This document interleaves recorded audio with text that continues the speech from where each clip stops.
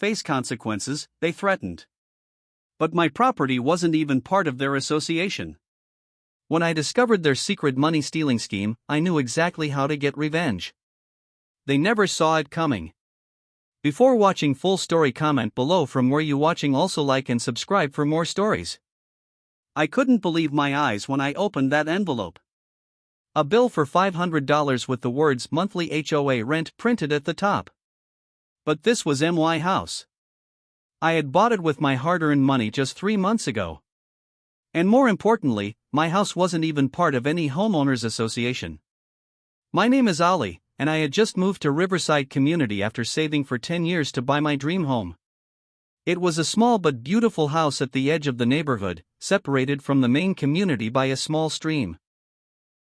The real estate agent had specifically told me that my property was not part of the Riverside HOA, which was perfect because I didn't want anyone telling me what color to paint my door or how high my grass could grow. I immediately called the number on the bill. A woman with an icy voice answered. Riverside HOA, this is Karen speaking. Hi, I just received a bill for HOA rent, but there must be a mistake. I'm Ali Khan from 47 Pine Road, and my house isn't part of your HOA. Mr. Khan, there's no mistake, Karen said firmly. Your house is within our community boundaries, and all residents must pay their fair share. The previous owner never complained. But my contract clearly states. I suggest you pay promptly to avoid late fees. Good day. She hung up. I was furious. I dug out my property documents and confirmed what I already knew: my house was definitely not part of their HOA. The boundary map clearly showed the stream as the dividing line. The next day, I decided to visit the HOA office in person. When I arrived, I met Karen Watson, the woman I had spoken to on the phone. She was the HOA treasurer, a tall woman with perfectly styled hair who looked at me like I was dirt on her expensive shoes. Mr. Khan, I've already explained the situation, she said without looking up from her computer. Your property is now under our jurisdiction.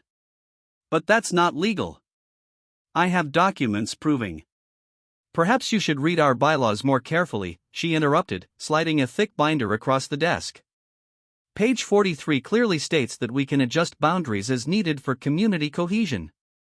Standing next to her was a bald man with a permanent frown. I'm Robert Miller, HOA president, he said.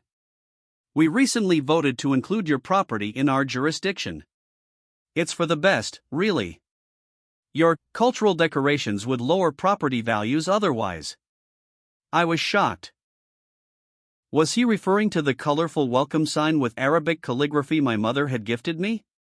The small garden with herbs from my home country? That's discrimination. You can't just. We can and we have, Robert cut in.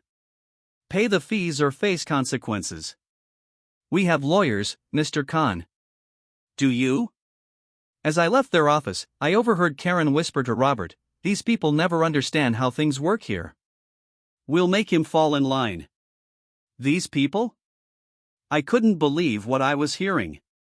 Not only were they trying to steal my money, but their prejudice was crystal clear. For the next 2 weeks, the harassment continued. They sent more bills. Then came violations notices for my garden, unapproved plants, for my welcome sign, foreign symbols, even for the color of my mailbox which had been there for 20 years. When I ignored their notices, things escalated. They sent a landscaping crew that destroyed my herb garden while I was at work. They placed a large violation sticker on my front door that left sticky residue when I removed it. My neighbors started giving me strange looks, clearly having been told something about me. I tried speaking with a lawyer, but the retainer fee was more than I could afford after spending everything on my new home. The local housing authority said they couldn't help without proof, and the police said it was a civil matter. I felt trapped and alone in a neighborhood that clearly didn't want me. Then one evening, while drowning my sorrows at a local cafe, I struck up a conversation with an elderly gentleman named Frank who lived on the other side of Riverside. The HOA, huh? Frank nodded knowingly when I shared my troubles. Karen and Robert have been running that scam for years. They targeted my daughter's friend last year, another homeowner outside the boundary. What happened? I asked desperately. She moved away. Couldn't take the harassment. But before she left, she discovered something interesting about our beloved HOA leaders. Frank leaned closer. They've been embezzling HOA funds for years. My daughter's friend found financial records, but she was too scared to use them. Frank's eyes twinkled. I still have copies of those documents. I'd been waiting for someone with enough backbone to put them to good use. That night, I couldn't sleep. I was furious but also excited. Finally, I had a chance to fight back. The next day, Frank slipped me a USB drive. Everything's here: fake accounts, inflated contractor bills, money transferred to their personal accounts. Nearly $200,000 missing over 3 years. I spent the next week studying those documents. I was good with numbers, it was my job as an accountant, after all. What I found was shocking. Karen and Robert had been systematically stealing from their neighbors, creating fake maintenance projects and pocketing the money. They had also been targeting homes outside their boundaries, forcing them to pay fees illegally, then splitting the extra cash. But I needed more evidence to make a solid case. That's when my neighbor Sarah, a college student who rented the house next door, offered to help. They'd been awful to everyone who doesn't fit their perfect neighborhood image, she said. I'm in. Sarah was a computer science major with impressive skills. Together, we hatched a plan. She helped me set up hidden cameras facing my property to catch any further harassment. Meanwhile, I created a detailed report showing all the financial discrepancies, with clear evidence of fraud. But we needed one more piece to complete the puzzle. The annual Riverside HOA meeting was coming up in 2 weeks. According to Frank, this was when Karen and Robert would present their financial report and collect large annual maintenance fees from all residents. It was also when they voted on community matters. Everyone attends, Frank explained. Free food and drinks. It's the one time the whole neighborhood comes together. Perfect. Sarah helped me create professional-looking presentation slides based on the embezzlement evidence. I also prepared packets of information to distribute, including the property boundary map showing which houses were actually within HOA jurisdiction and which weren't. On the night of the meeting, I arrived early with Sarah and Frank. We set up a small table near the entrance with a sign, "Know your rights, is your home really in the HOA?" Karen spotted us immediately and marched over, Robert close behind. "What do you think you're doing?" she hissed. "You can't be here, this is for members only." "But I am a member, according to you," I replied calmly. "In fact, I brought my checkbook to pay all my fees, after the financial presentation, of course." Robert grabbed my arm.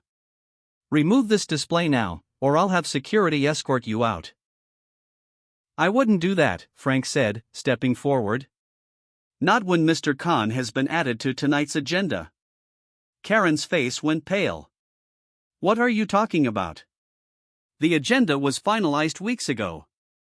"Check your email," Sarah chimed in sweetly. As the HOA secretary's assistant, I sent out an updated version this morning. Mr. Khan has been allotted 15 minutes to discuss financial discrepancies following your treasurer's report. The blood drained from Robert's face. "You can't." "It's all according to the bylaws," I said, pulling out the binder Karen had given me.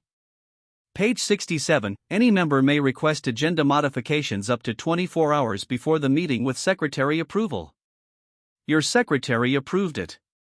Sarah smiled. "Mrs. Johnson is my landlady. She was very interested in what we found." As residents began arriving, they picked up our information packets. Many stopped to talk, expressing their own frustrations with the ever-increasing HOA fees and strict enforcement. The meeting began with Robert trying to appear in control, though sweat beaded on his forehead. Karen rushed through her financial report, presenting vague numbers without detail. When it was my turn, I connected my laptop to the projector. "Good evening, neighbors. My name is Ali Khan. Some of you may have seen me being harassed by certain HOA officers despite the fact that my home isn't actually within HOA boundaries." I showed the official property maps, highlighting the stream boundary. "But that's not why I'm here tonight.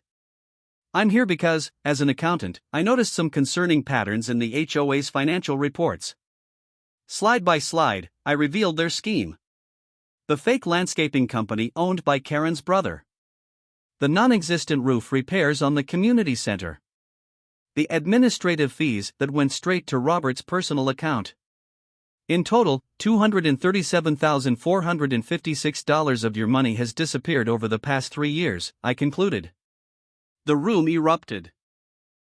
Residents shouted questions, demanding explanations. Karen attempted to flee, but 2 homeowners blocked the door. This is slander. Robert shouted. We'll sue you for defamation. Actually, came a new voice from the back of the room, you'll be too busy with criminal charges. A woman in a police uniform stepped forward. Detective Williams, Financial Crimes Unit. We've been investigating the Riverside HOA for tax fraud for months. Mr. Khan's evidence completes our case. It turned out Frank had one more surprise up his sleeve. He'd contacted the police weeks ago with his suspicions, and they'd been building a case slowly. My detailed financial analysis was exactly what they needed. As Karen and Robert were escorted out in handcuffs, residents surrounded me with thanks and apologies. Within a month, a new HOA board was elected. They immediately corrected the boundary maps and issued refunds to all homeowners who had been illegally charged, including me. My herb garden was replanted with contributions from neighbors. The foreign symbols on my welcome sign became a point of neighborhood pride, with several families asking me to help them create similar signs with greetings in different languages. As for Karen and Robert, they both received 5 years in prison for fraud and embezzlement. Their houses went up for sale to pay restitution to the HOA members they had stolen from. The best part? I was asked to serve as the new HOA treasurer, with a mandate to keep the books transparent and honest. I declined the offer with a smile. I'm not actually part of the HOA, remember? But I'm happy to be a good neighbor. And that's exactly what I am now, living peacefully in my home beside the stream, with honest neighbors who wave when they pass by and occasionally stop to admire my garden of herbs from around the world.